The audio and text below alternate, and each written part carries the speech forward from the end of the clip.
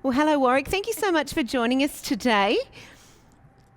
A We, pleasure, Rachel. well, according to the latest Australia or Property Council of Australia's office market report, Hobart does continue to perform really well with office vacancies at just 5.1%. Do you see that continuing throughout this year?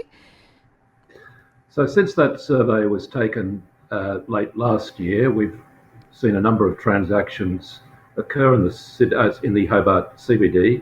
So, already that figure's probably reduced. But with the unlikelihood of any new office developments occurring in the CBD in coming years, it's likely that that figure will continue to drop in the foreseeable future.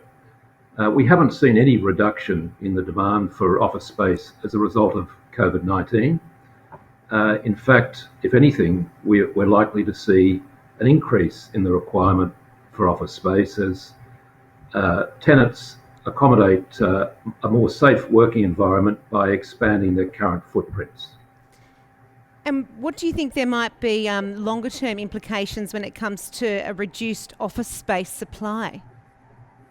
Well, with any demand and supply cycle, given the diminishing supply, we expect that as a result, rentals will start to increase in 2021 and 2022.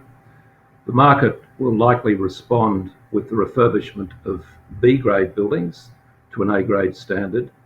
And we'll also, I think, see the potential development of non-CBD locations for the provision of office space.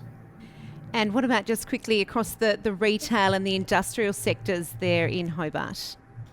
Yes, industrial is doing very well at the moment. We've got a lot of demand for retail from purchasers of particularly small warehouses in the northern precinct of Hobart, but more so in the Cambridge area near the airport.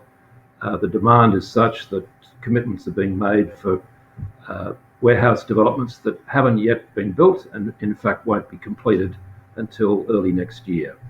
On the retail front, we're seeing a transformation of the situation, particularly in the CBD.